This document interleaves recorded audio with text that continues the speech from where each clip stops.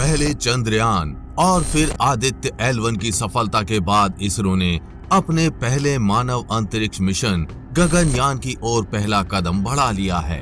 शनिवार 21 अक्टूबर को सुबह 10 बजे इसरो ने मिशन गगनयान की टेस्ट फ्लाइट को सफलतापूर्वक पूरा किया।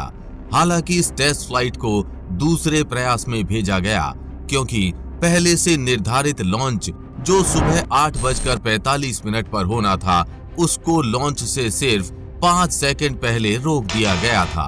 कारण था अंतिम 5 सेकंड पहले बूस्टर रॉकेट फायर नहीं हो पाए। इस समस्या को तुरंत ऑन बोर्ड कंप्यूटर ने पकड़ लिया और मिशन को होल्ड कर दिया, लेकिन इसरो वैज्ञानिकों ने सिर्फ 1 घंटे में इसका समाधान करते हुए सुबह 10 बजे गगनयान की टेस्ट फ्लाइट को सफलतापूर्वक लॉन्च कर दिया। आइए इस वीडियो में आपको समझाते हैं इस लॉन्च में क्या क्या हुआ। रॉकेट लॉन्च होने के बाद कैसे कैसे इसके हिस्से अलग हुए और अंत में फिर ये कैसे बंगाल की खाड़ी में लैंड हुआ, सब कुछ जानेंगे इस वीडियो में विस्तार से। करेक्ट 10 बजने पर सबसे पहले रॉकेट के बूस्टर रॉकेट्स फायर हुए और बूस्टर रॉकेट्स के फायर होते ही रॉकेट गगनयान के कमांड मॉड्यूल को लेकर आवाज की गति से बादलों को चीरते हुए अंतरिक्ष की ओर तेजी से बढ़ा।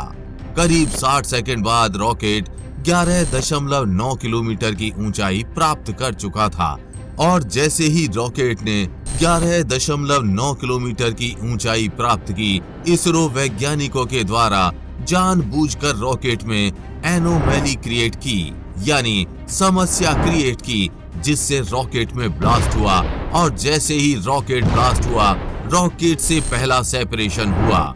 रॉकेट से बूस्टर रॉकेट अलग हो गया और जैसे ही बूस्टर रॉकेट अलग हुआ, कमांड मॉड्यूल के साथ लगा क्रू एस्केप सिस्टम भी एक्टिवेट हो गया और वो क्रू मॉड्यूल को आग से बचाकर तेजी से 11.9 किलोमीटर से 16.9 किलोमीटर ऊंचाई तक ले गया।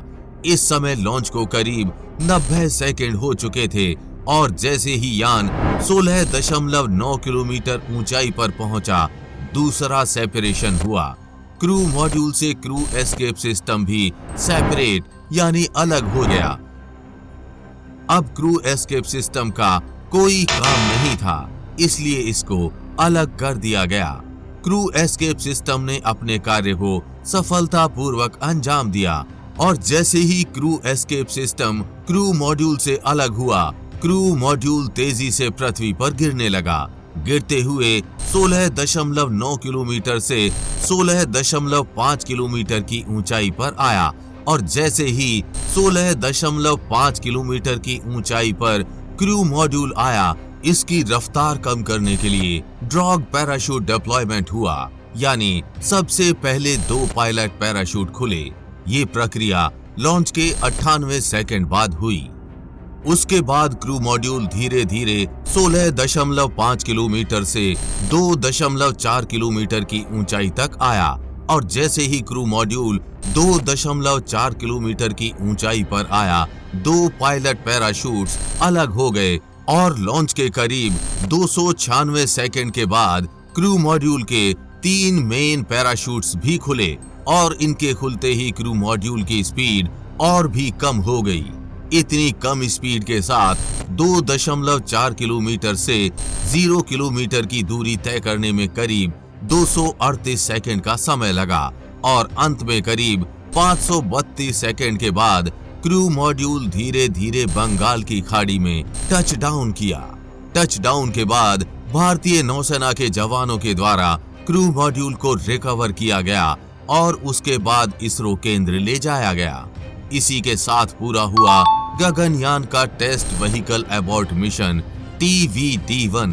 इसकी सफलता के बाद भारतीय अंतरिक्ष अनुसंधान संगठन इसरो के अध्यक्ष S सोमनाथ ने कहा, मुझे TVD-1 की सफल उपलब्धि की घोषणा करते हुए बेहद खुशी हो रही है।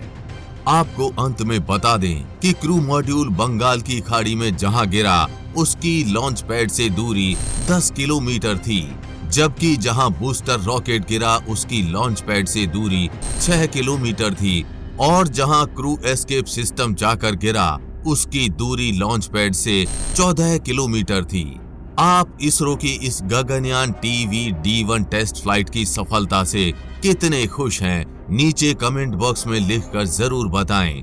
गगनयान मिशन पर आगे भी ऐसे ही हर छोटी बड़ी अपडेट्स आती रहेंगी, इसलिए अभी चैनल को सब्सक्राइब करके बेल नोटिफिकेशन ऑन जरूर कर लें।